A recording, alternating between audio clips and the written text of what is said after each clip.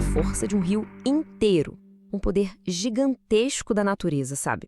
E se a gente pudesse pegar toda essa força e canalizar para acender uma simples lâmpada? Bom, é exatamente isso que a gente vai desvendar hoje. A engenharia e a física incríveis por trás de como os rios do Brasil viram a eletricidade que move o nosso país. A pergunta que guia tudo é essa: como é que a gente pega a força bruta de um rio e transforma em eletricidade? A resposta, olha, envolve domar a natureza de um jeito monumental, com umas estruturas que são colossais, mas ao mesmo tempo com uma física por trás que é até bem elegante. Então, bora lá entender isso. Tudo começa com a energia que já está ali, num rio fluindo livre, solto. O segredo para transformar essa energia em eletricidade é criar um desnível. Basicamente, uma queda d'água artificial e totalmente controlada. E para fazer isso, a gente precisa construir uma barreira gigante no caminho dessa água. E essa barreira é a usina hidrelétrica. A peça central dela é a barragem. A função da barragem é, ao mesmo tempo, super simples e mega poderosa. Ela para o fluxo natural do rio e cria essa diferença enorme de altura, que os engenheiros chamam de carga hidráulica. É dessa diferença de altura que vai vir toda a energia. Só que, claro, construir uma estrutura que segura milhões e milhões de metros cúbicos de água não é só sair empilhando concreto, né? A força de uma barragem de verdade, ela começa muito antes com uma investigação científica super profunda do lugar onde ela vai ser construída. Antes de chegar qualquer máquina, a batalha é toda no papel e no campo. Primeiro, os estudos hidrológicos precisam responder: esse rio tem água suficiente o ano inteiro? Depois, vem os estudos geotécnicos para investigar: o solo e a rocha debaixo dele aguentam o peso de uma montanha de concreto e água? E, por fim, os estudos de viabilidade, que fecham a conta. Todo esse esforço gigantesco faz sentido do ponto de vista econômico e, claro, ambiental? E o tipo de barragem que vai ser construída depende totalmente do lugar.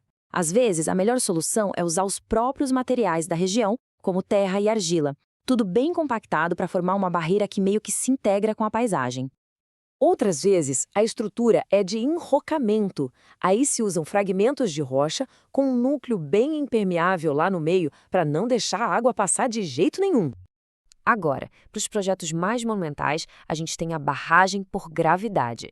Essa é um verdadeiro monstro de concreto. Ela resiste à força da água simplesmente pelo seu peso colossal. É a força bruta do concreto contra a força bruta da água.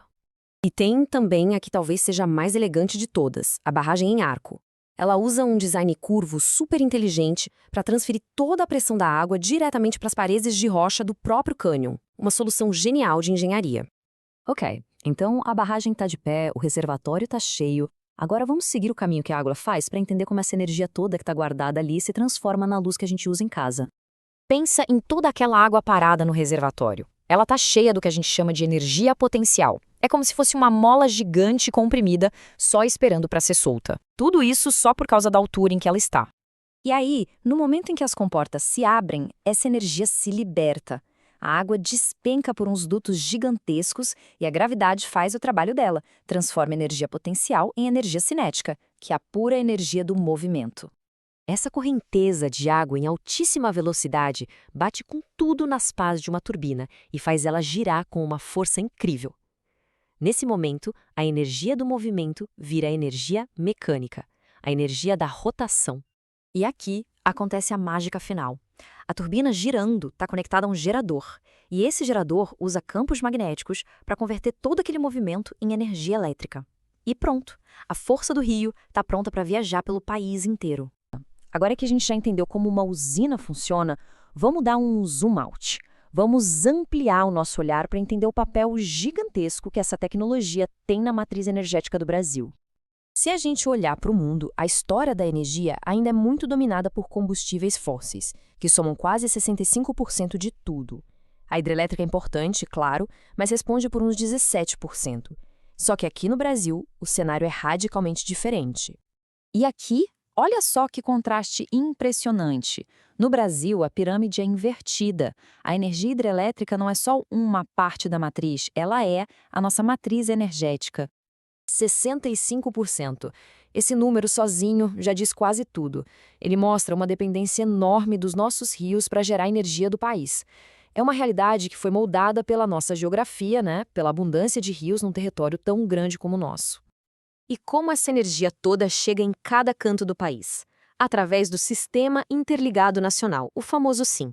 Pensa nele como o sistema circulatório da nação, as veias e artérias que garantem que a eletricidade gerada lá nos rios chegue nas cidades, nas indústrias e na nossa casa.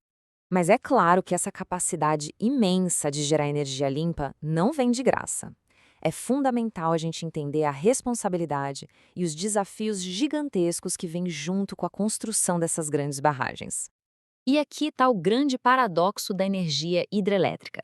De um lado, é uma fonte renovável que não emite gases de efeito estufa para funcionar, o que é ótimo, mas do outro lado, a construção daqueles reservatórios enormes causa impactos socioambientais muito profundos, alterando ecossistemas para sempre e muitas vezes forçando comunidades inteiras a se mudarem. Para tentar equilibrar essa balança, existe um processo de licenciamento ambiental que é para ser super rigoroso. Pensa que um projeto precisa de 3 sinais verdes para sair do papel. Primeiro, a licença prévia, que diz, ok, o projeto é viável nesse lugar. Depois, a de instalação, que autoriza o começo das obras. E só lá no final, depois de checar tudo, vem a licença de operação, que é o sinal verde definitivo para a usina começar a gerar energia. E tudo isso nos leva a uma questão central para o futuro. O Brasil construiu sua segurança energética em cima da força dos seus rios. Mas essa mesma força traz um risco e uma responsabilidade enormes. A grande pergunta que fica é: como o país vai equilibrar essa potência e esse perigo nas próximas décadas? Encontrar essa resposta é o grande desafio que vai definir o futuro da energia no Brasil.